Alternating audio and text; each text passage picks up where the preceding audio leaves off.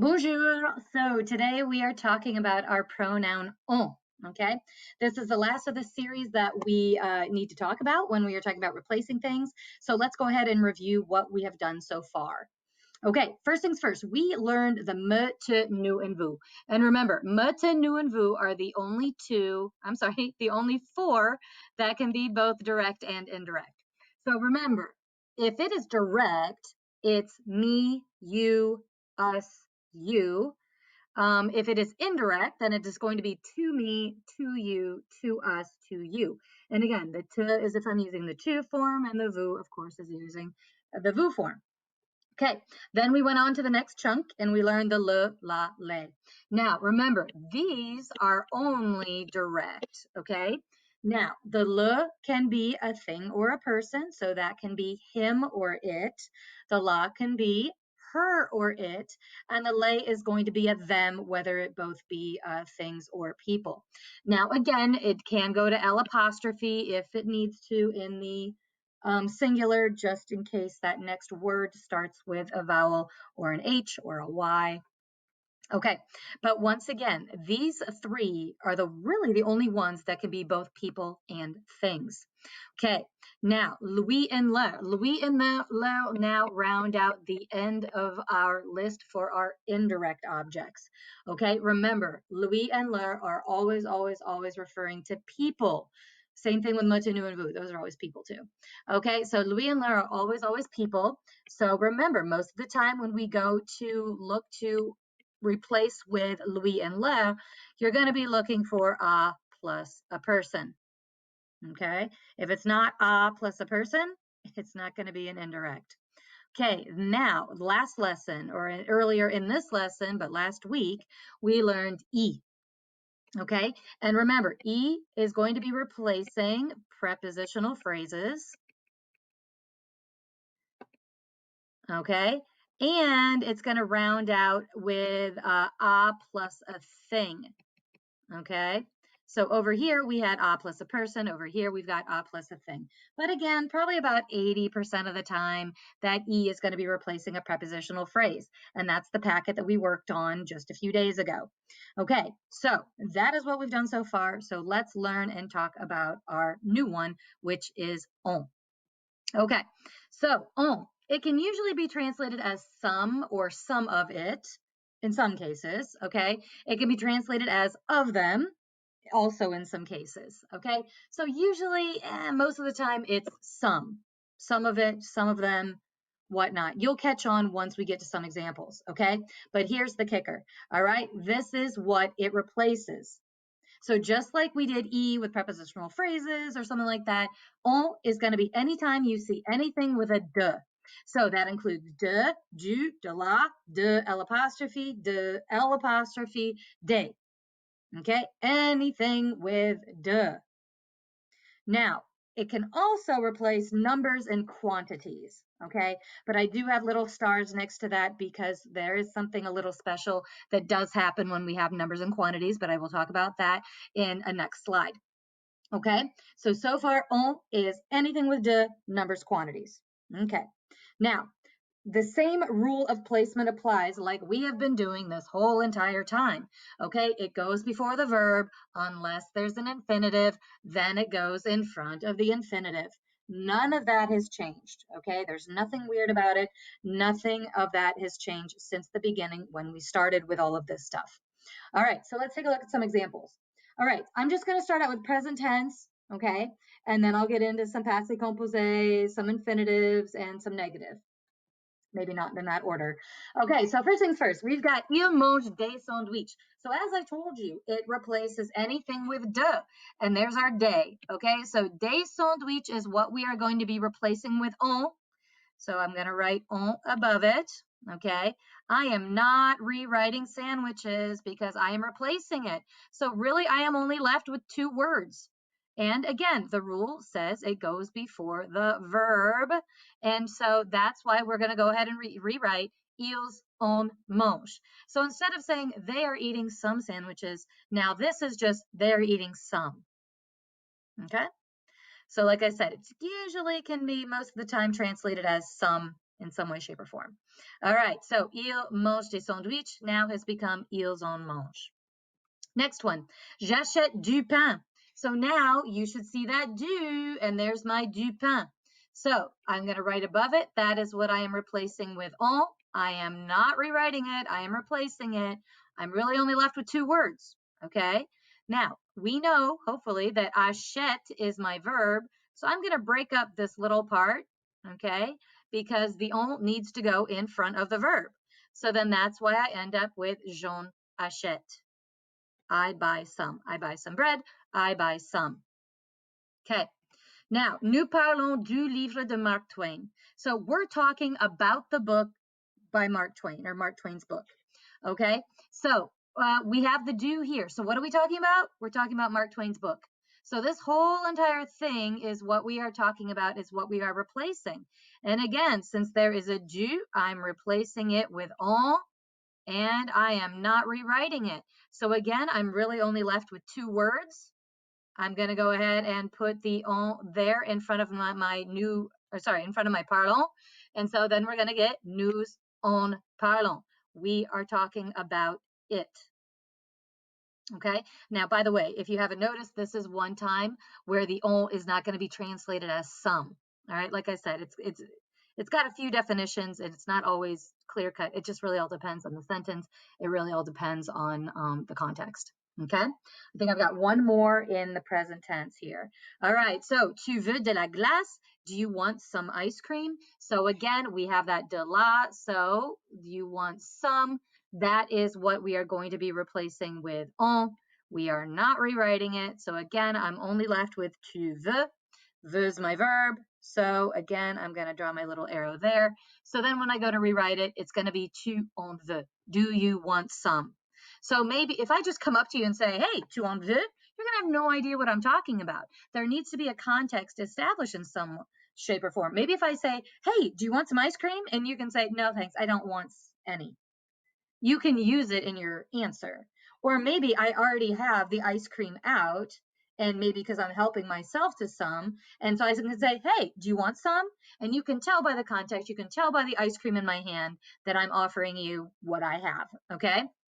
So again, tu en veux, you want some? Okay, now let's take a look at a few with an infinitive, okay? And once again, the rule says it goes before the verb. So that's why these 4 that we've done so far are going before that conjugated verb, okay? But the second half of the rule is unless there's an infinitive, and then it goes in front of the infinitive, okay? So let's look. Je dois acheter du jus d'orange. I have to buy some orange juice, okay? So you can see the du jus d'orange. I have to buy some. That is what is going to be replaced with en. Now, here we're left with 3 words. I have to buy. Well, acheter, you can tell, that is going to be my infinitive. So, again, the rule says it goes before the verb. Unless there's an infinitive, then it goes before the infinitive. So that means my en is now going to go here. So, again, as you can see here at the end, when I go to rewrite it, it's je dois en acheter. And that en is going before that infinitive. Okay? One more example. Nous voulons manger de la pizza. We want to eat some pizza. Okay, so again, here's my de la pizza. There's my de. So that is the part that is going to be replaced with en. Remember, I am not rewriting it, so I am left with nous voulons manger. Well, where's my infinitive? I told you there was an infinitive in here. There's my infinitive. So again, the rule says it goes before the verb unless there's an infinitive. Then it goes before the infinitive. So that means it's got to go here. Okay? So then when we go to rewrite it, it's going to be nous voulons en manger because there's our infinitive. Okay?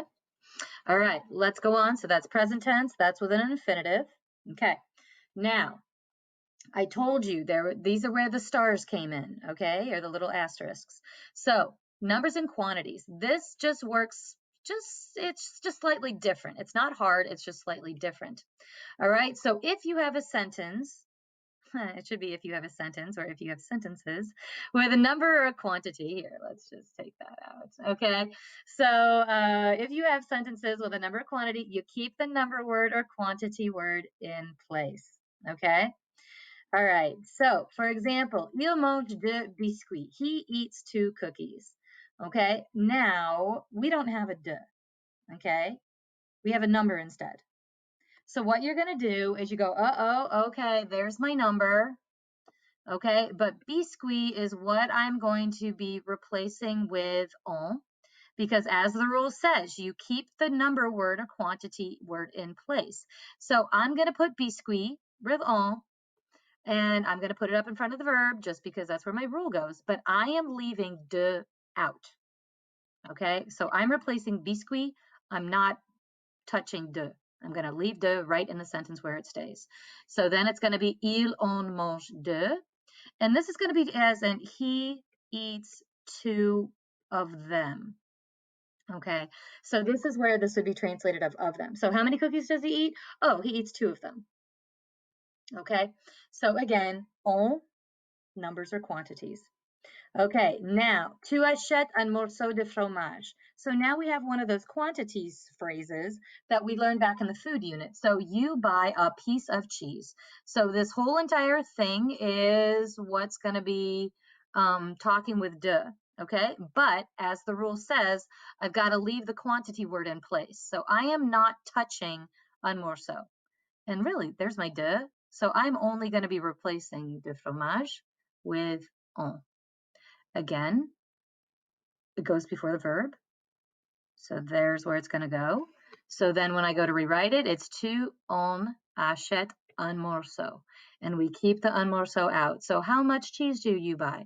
You buy a piece of it. Okay.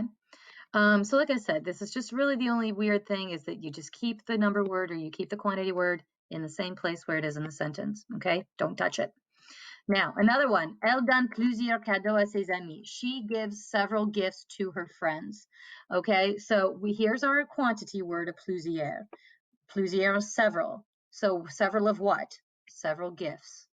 Okay, so that is what we are replacing with on.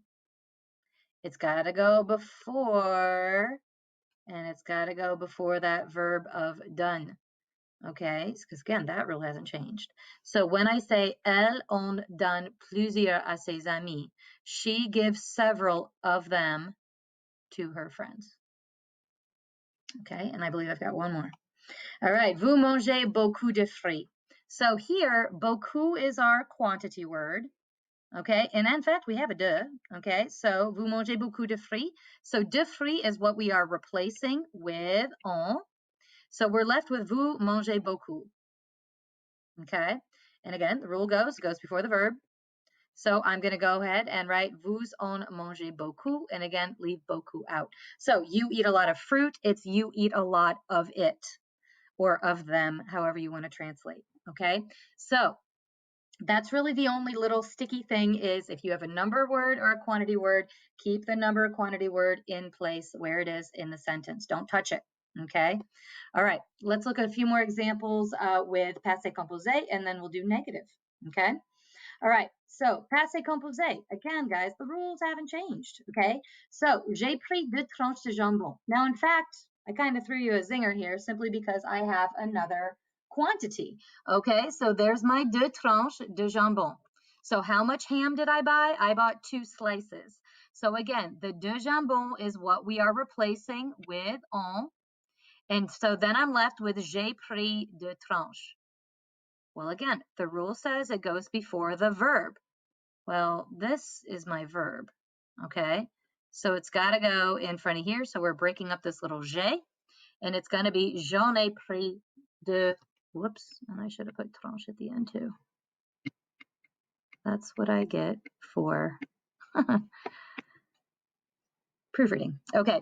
So, j'ai pris 2 tranches de jambon. How many did you take? I took 2 slices. Okay. Really, you could say j'en ai pris 2. So how many slices did you take? Oh, I took 2. So really, it just all depends what you want to say. You don't necessarily have to have the tranche. Okay, just as long as you are not writing de jambon, because the de jambon is what we are replacing with en. Okay. Now, nous avons vu plusieurs amis en ville. We saw several friends in town. So there's our several. Okay, so that is what they have several of what? That is what we are replacing with on. So we are going to take that out. Now, where's my verb? My verb is avons vu. So again, when it goes passé composé, it still's going in front of the whole verb. Okay, so then it's going to be nous en avons vu plusieurs en ville. We saw several of them in town. Okay, so once again, there's another time where that on is of them. Okay, now let's do another one. Il a mangé du steak au restaurant. So now I've got a little more going on, but I need to look for the de, right? Okay, so here I have a du steak. Right at this point, we are not worried about the restaurant. Okay, again, just like we wrote out en ville here at the previous exercise or the previous example, we're not touching au restaurant. I'm worried about du steak. So du steak is what we are going to replace with en.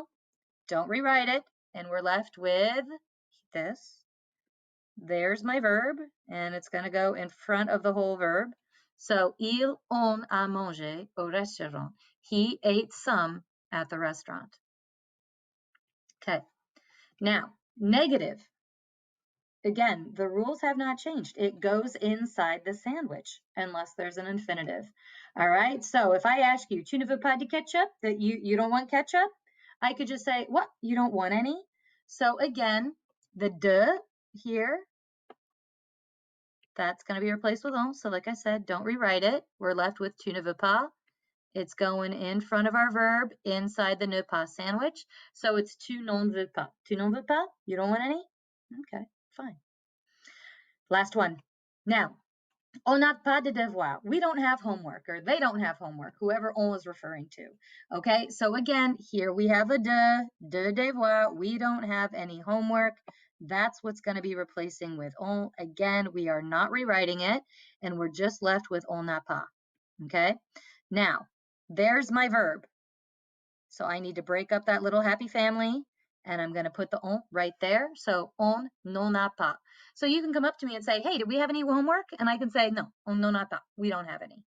Okay, so I don't need to keep saying homework over again because I've taken it out. I've replaced it with the on. Okay, so that is basically it for right now. Okay, we've got the all of the other ones that we're going to be working with later, but now I'm going to go ahead and give you a pause and end this video here so you can practice with on. Now, in the on packet, you'll have maybe 2 pages or something like that talking about on and giving you a few exercises with just on. Okay, but then when you get to the double object pronouns, stop at the packet there, watch my next video about how to combine all of these together, and then you can go ahead and finish the packet and do the exercises on Schoology, okay? But once again, this section is only about on. I am in the process, or I will make another video talking about how to combine them all together. All right, but for now, if you do have questions, you can rewatch this video, or you can reach out for me and ask me questions. I am more than happy to help you at any time.